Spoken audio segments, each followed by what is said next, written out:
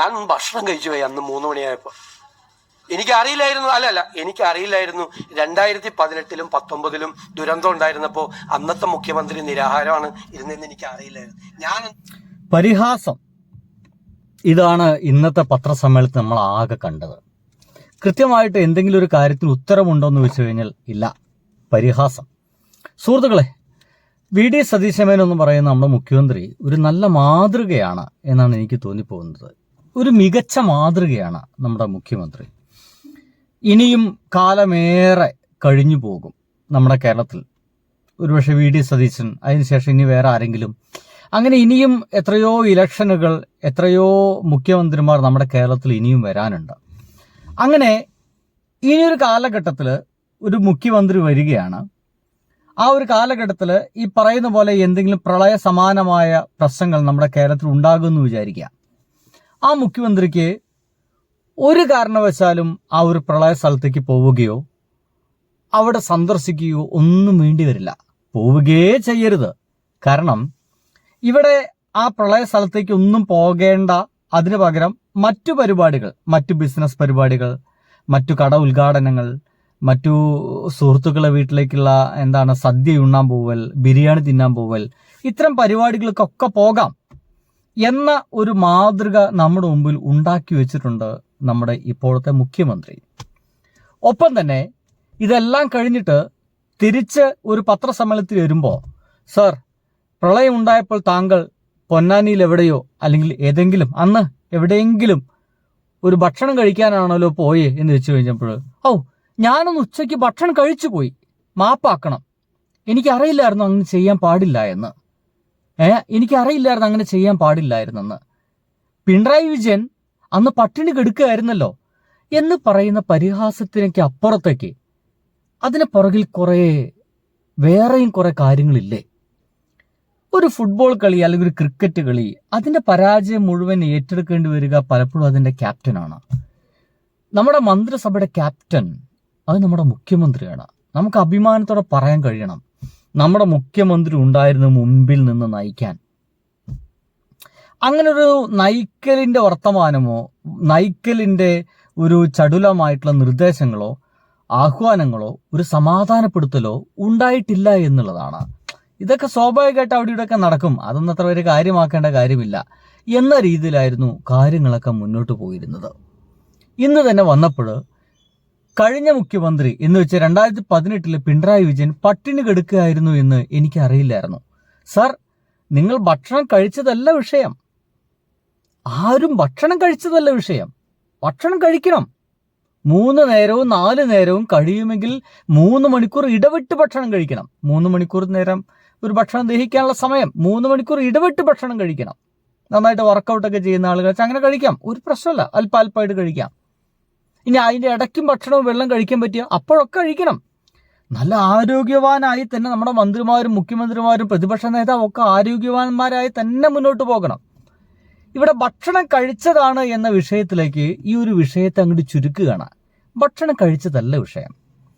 ഈ ഭക്ഷണം കഴിച്ചുകൊണ്ടിരിക്കുന്ന സമയത്ത് തൊട്ടപ്പുറത്ത് ഉരുളുപൊട്ടി തങ്ങളെ ജീവന് വേണ്ടി വിലപിക്കുന്ന 6-8 ആളുകൾ ആ സമയത്ത് മരിച്ചു പോയിരുന്നു. അത്തരം ആളുകളുണ്ട്. അവർക്ക് ആദരാഞ്ജലി അർപ്പിച്ചുകൊണ്ട് അവരുടെ വീടുകളിലേക്ക് അല്ലെങ്കിൽ ആ സ്ഥലങ്ങളിലേക്ക് എത്താനുള്ള ശ്രമം നടത്തിക്കൊണ്ട് ഹെലികോപ്റ്റർ എടുത്തിട്ട് കഴിയുമെങ്കിൽ അവിടെ നിലത്തേക്ക് ഇറങ്ങാതെ എന്താണ് ഇപ്പോഴത്തെ അവസ്ഥ എന്ന് വിമാനമാർഗം ഒന്ന് നിരീക്ഷിച്ചുകൊണ്ട് ഇങ്ങനൊക്കെ എന്തൊക്കെയോ പ്രവൃത്തികളാണ് ചെയ്യാനുള്ളത് ഒരു മുഖ്യമന്ത്രിക്ക് എന്നാണ് നമ്മളൊക്കെ കണ്ട് ശീലിച്ചൊരു മാതൃക. അത് പിണറായി വിജയനും ഉമ്മൻചാണ്ടിയും അതിനു മുമ്പുള്ള മന്ത്രിമാർ എന്നൊക്കെ കണ്ട് ശീലിച്ചൊരു മാതൃകയാണ്. അത് ഉണ്ടാകുമെന്ന് നമ്മൾ തെറ്റിദ്ധരിച്ചു പോയി. നമ്മുടെ കയ്യിലാണ് തെറ്റ്. എൻ്റെ പ്രിയ സുഹൃത്തുക്കളെ, നമ്മൾക്കാണ് തെറ്റുപറ്റിയത്. ഇങ്ങനെയൊക്കെ ഉണ്ടാകുമെന്ന് നമ്മൾ തെറ്റിദ്ധരിച്ചു പോയതാണ്. അങ്ങനെ ഉണ്ടായില്ലെങ്കിൽ എന്താ പ്രശ്നം അല്ലേ?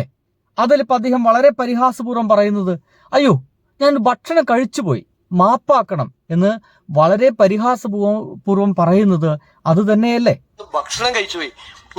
നിങ്ങൾ എത്ര അപവാദ പ്രചരണമാണ് നടക്കുന്നത്? ഞാൻ 3 മണിക്കാണ് ഞാൻ മലപ്പുറത്ത് എത്തുന്നത്, പൊന്നാനിയിലെത്തുന്നത്, സി ഹരിദാസ് സാറിന്റെ വീട്ടിൽ. ഞാൻ അപ്പുറത്തെ വീട്ടിൽ എനിക്ക് ഭക്ഷണം അറേഞ്ച് ചെയ്തിട്ടുണ്ടായിരുന്നു, എൻ്റെ ഒരു ഫ്രണ്ടിന്റെ വീട്ടിൽ. ഞാൻ ഭക്ഷണം കഴിക്കാൻ പാടില്ലേ, 3 മണിക്കാണ് ഞാൻ ഭക്ഷണം കഴിക്കുന്നത്. എന്ത് തെറ്റാണ്, എന്തൊരു അപവാദ പ്രചരണം, എന്തൊരു ഹീനമായ അപവാദ പ്രചരണമാണ് നടക്കുന്നത്. ഭക്ഷണം കഴിച്ചു അല്ലേ, എന്തൊരു ഹീനമായ അപവാദ പ്രചാരണമാണ്. ഒരു ഫ്രണ്ടിന്റെ വീട്ടിൽ പോയിട്ട് ഭക്ഷണം കഴിച്ച് ഇത്ര വലിയ പ്രശ്നമാണോ? എന്റെ സുഹൃത്തുക്കളെ, നമ്മളെ വീട്ടിലേക്ക് ഒരു ഫ്രണ്ട് അപ്രതീക്ഷിതമായിട്ട് കയറി വരുന്നു വിചാരിക്കുക. നമ്മുടെ വീട്ടിൽ എന്തൊക്കെ ഉണ്ടാവുക? ചോറുണ്ടാവും, കറി ഉണ്ടാവും, ചിലപ്പോൾ ഉപ്പേരി ഉണ്ടാവും, ചിലപ്പോൾ പപ്പടം ഉണ്ടെങ്കിൽ അല്ലേ, അതിനപ്പുറത്തേക്ക് ചിലപ്പോൾ മത്സ്യം ഉണ്ടെങ്കിൽ അത് വറുത്തൊക്കെ ഉണ്ടായിരിക്കും. എൻ്റെ പൊന്നു സുഹൃത്തുക്കളെ, അപ്രതീക്ഷിതമായി കയറിപ്പോയ ആ വീട്ടിലുള്ള ഭക്ഷണ സാധനങ്ങൾ നോക്കി നോക്കി. ഐക്കോറ പൊരിച്ചത്, ബീഫ് കറി, മട്ടൻ കറി, പച്ചക്കറി, മന്തി, എന്തൊക്കെയാണ് അവിടെ ഇരിക്കുന്നത് എനിക്കൊരു പിടുത്തമില്ല. ഒരു സുഹൃത്തിന്റെ വീട്ടിലേക്ക് ആ വിശന്നപ്പോ ഒന്ന് ഭക്ഷണം കഴിക്കാൻ കയറിയതാണ് കുറ്റം? അല്ലേ? അല്ലല്ല വെയിറ്റ്, പിന്നെന്താ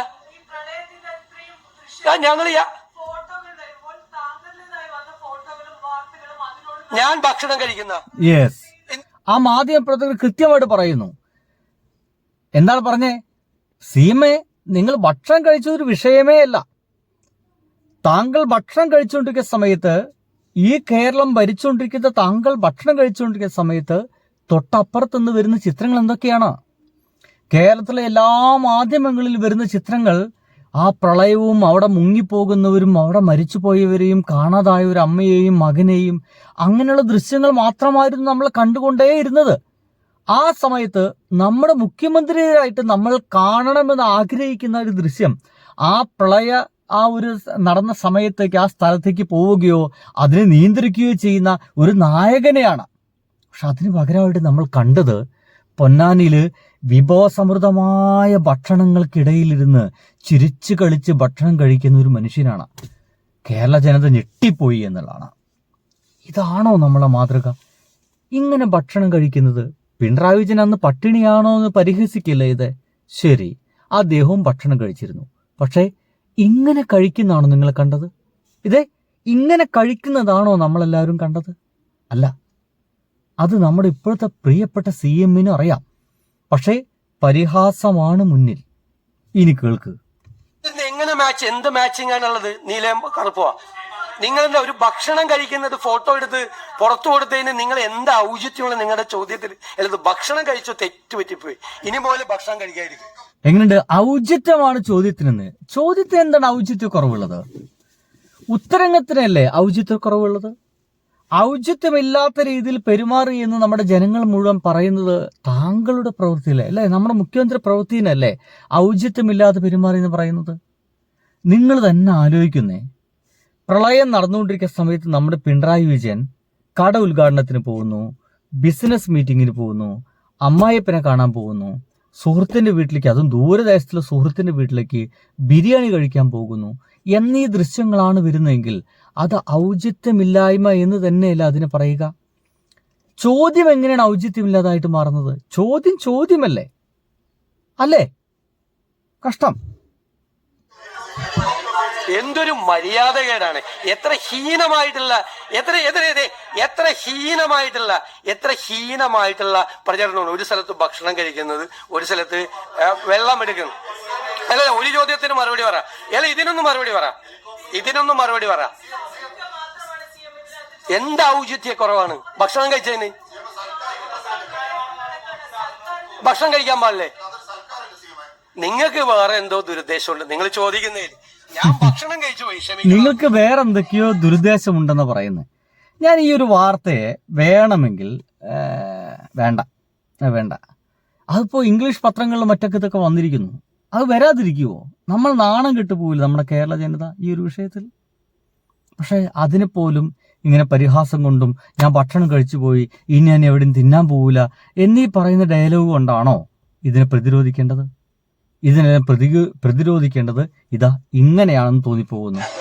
ഞങ്ങൾ അവർക്ക് വേണ്ടി വോട്ട് ചെയ്ത് ജയിപ്പിച്ച കോൺഗ്രസിന്റെ കൊടിയാണ് എന്റെ നിലവിലിരിക്കുന്നത്. ഇന്ന് അവർ വന്നാൽ ഞാൻ കാണിച്ചു കൊടുക്കും. എന്റെ അടുത്ത് വന്നല്ല കഴിഞ്ഞ മാസം വന്ന് ചോദിച്ചു, മോളെ ഉമ്മൻചാണ്ടി തന്ന തുണിയാണെന്ന് എനിക്ക്. ഞാൻ അതിനെ ഇല്ലയിൽ കെട്ടി വെച്ചിരിക്കും. ഉമ്മൻചാണ്ടി ആരാണെന്ന് ചോദിച്ചു. എന്റെ അച്ഛനാണെന്ന് ഞാൻ പറഞ്ഞു. ബൈ.